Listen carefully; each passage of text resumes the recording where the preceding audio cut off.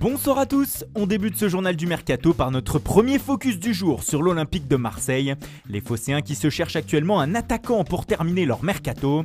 Et surprise, ce matin on apprenait que Pablo Longoria, le head of football du club, envisageait même de recruter 2 buteurs pour satisfaire André Villas-Boas. Actuellement, 2 joueurs brésiliens très jeunes seraient proches de l'OM. Le premier c'est Luis Henrique de Botafogo. Le Mbappé brésilien, comme il est surnommé, pourrait débarquer sur la Canebière contre 10 millions d'euros.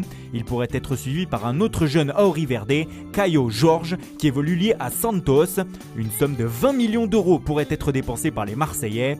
En cas d'échec sur un des 2 dossiers, l'OM a des plans de secours. Un autre Brésilien, Marcos Paulo de Fluminense, intéresserait aussi les Olympiens selon nos informations. Il serait d'accord avec l'OM sur les termes d'un futur contrat. Luis Suarez, buteur de Watford, serait aussi dans le viseur olympien, tout comme Facundo Pellistri, jeune pépite de Peñarol. Mais sur ce dossier, c'est l'OL qui devrait rafler la mise.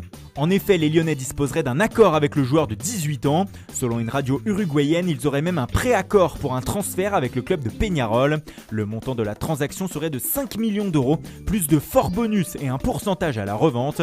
Dernier détail à régler pour les Gones, la date d'arrivée de Pellistri à Lyon, en ce mois de septembre ou l'hiver prochain.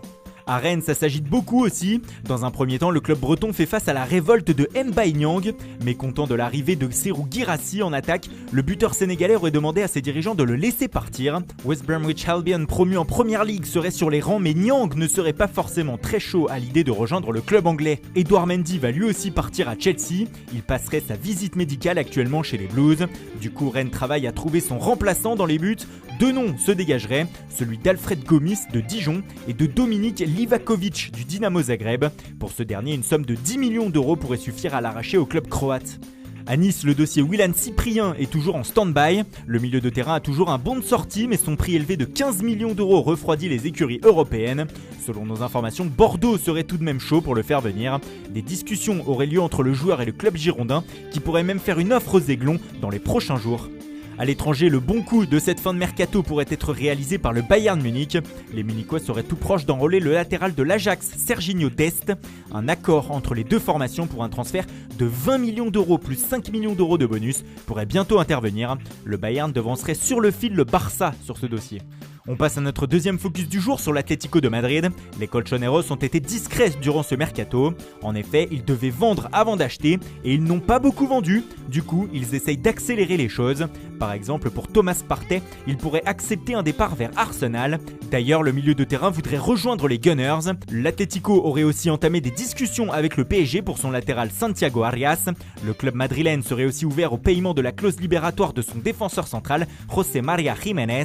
Manchester City est déjà venu avec une offre de 89 millions d'euros plus 5 millions d'euros de bonus, mais l'Atleti exige 120 millions d'euros. Ils font tout aussi pour pousser vers la sortie Diego Costa, mais le buteur espagnol est toujours là et il n'a pas reçu d'offre, comme Thomas Lemar malgré l'intérêt du FC Porto. Kieran Trippier, Mario Hermoso, Hector Herrera et Vitolo sont aussi amenés à plier bagages, mais pour le moment, seul Alvaro Morata a réussi à trouver un point de chute.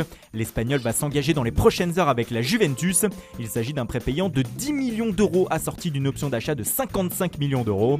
Un départ surprise qui oblige l'Atlético à lui trouver un remplaçant. 2 joueurs feraient l'affaire. Le premier, c'est Luis Suarez, mais alors qu'il était d'accord sur un contrat de 2 ans avec les Colchoneros et arrivé libre après la résiliation de son contrat avec le Barça, l'Uruguayen a été bloqué par son président Josep Maria Bartomeu, car ce dernier ne veut pas renforcer un concurrent direct sans qu'il paye une indemnité de transfert. Un plan B a donc été activé et il amène à Edinson Cavani.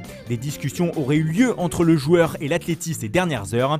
Enfin, les Colchoneros auraient déjà trouvé le remplaçant de Thomas Partey. Il s'agirait du milieu de la Gantoise, Elisha Owusu. Ce dernier dispose d'un contrat jusqu'en 2023 en Belgique. Des nouvelles aussi de Dani Alves, l'ancien parisien aujourd'hui à Sao Paulo, aurait indiqué à son club qu'il souhaitait partir afin de revenir tenter un dernier challenge en Europe à 37 ans. Sous contrat jusqu'en décembre 2022, il espère une résiliation de son contrat à l'amiable avec le club paulista. Et puis c'est officiel, le FC Barcelone a vu 2 de ses joueurs partir aujourd'hui. Arturo Vidal s'est enfin engagé avec l'Inter. Les Lombards auraient dépensé 1 million d'euros pour l'international chilien. Dans le même temps, le défenseur Georges Cuenca file lui à Villarreal, où il s'est engagé pour les 5 prochaines saisons. Il a été prêté dans la foulée pour une saison à Almeria par le sous-marin jaune. Leipzig a trouvé le remplaçant de Timo Werner. Le club allemand a fait signer Alexander Sørloth, attaquant norvégien de Trabzonspor ce mardi. Il arrive contre un chèque de 20 millions d'euros plus 2 millions d'euros de bonus. Voilà, c'est tout pour aujourd'hui. Bonne soirée à tous et rendez-vous dès demain matin pour de nouvelles informations sur le mercato.